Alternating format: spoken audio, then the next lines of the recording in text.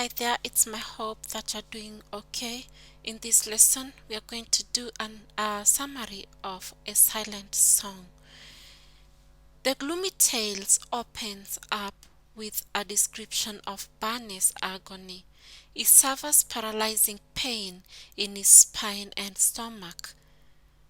The torturous moment is short-lived, but he anticipates another attack. Barney capitulates in despair. Giving up the fight, he lets go his chin and hits his forehead on the flea-ridden floor. Barney is utterly hopeless. His desolate world is filled with gloomy darkness. Things like time, day, or beauty have no meaning to him.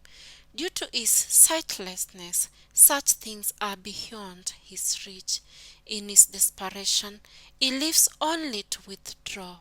He never hits back. Since he is lame, he crawls away from threats, resignedly awaiting his impending ominous end. As much as his current situation is despondent, it was worse before. He lives in a suspicious hut after his brother, a preacher, rescued him from the streets of the city. We are told that Barney's brother was Ezekiel.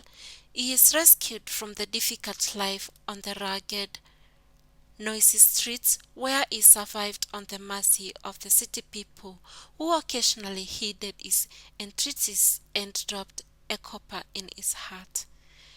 Barney felt meaning in his brother's silence and strangeness in his voice. His brother alleges that he rescued him so that he could see the light of God, as it is written on page 18. As much as the street had come to being his life, Barney has no capacity to perceive its length, its width, beauty, or even size. He could only hear but not share about the bright weather, lovely morning, or beautiful sunset.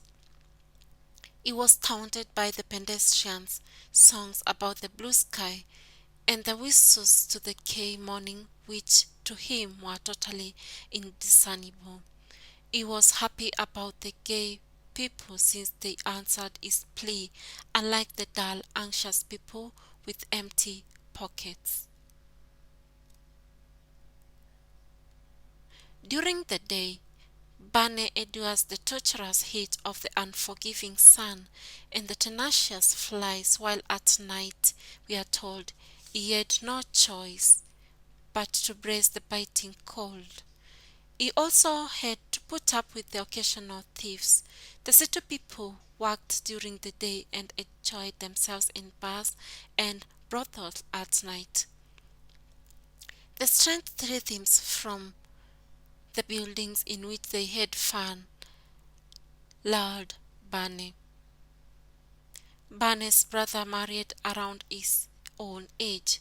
We are told that he married Sarah. Barney can only harbor fruitless desires for such fulfillment, but his reality is a world of darkness and lameness. When his brother's wife, Sarah, gives him medicine, he experiences another bout of pain. She encourages him with thoughtful words, but he knows that she is not frankly optimistic for him.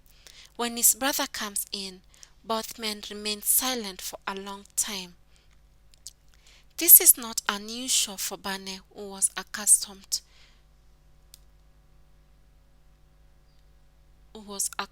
to speaking to himself in his thoughts while on the streets. Ezekiel, his brother, asks him if he believes in God, and he replies that he does not know and it does not matter.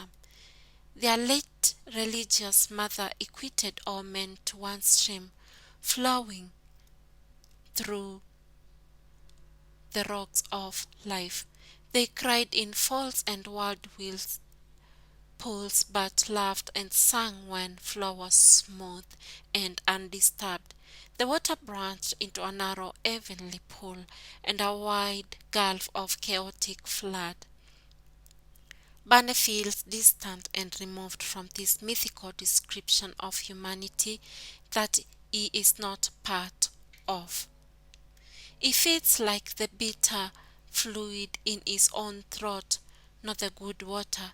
He sees no reason to believe in God. We can read further on page 19. While God represents light, Bane wallows in forgotten darkness. While some Christians offered him coins on Christmas Day, others cursed him, calling him an able-bodied pest crippled by his lazy, loafing ways. In his world of eternal darkness, Bane clings onto his belief and dream of future life. He hopes for a bigger meaning, glorious feeling beyond his sightlessness. He sings a secret silent song that fills him with expectation and desire. He wishes for his journey's end so that his soul could experience his wonderful destination. Bane's soul is imprisoned in his sweaty, unwashed body, and he wishes that it was free. That is a welcome reprieve from his suffering and damnation. His brother desperately wants him to accept Jesus and be baptized before he dies. That is why he brought him here. Before long, Bane dies a peaceful, painless death, smiling. That is the summary of this book, and I hope it helps you to improve on your literature. Thank you so much for watching. See you in the next lesson, and kindly subscribe and share.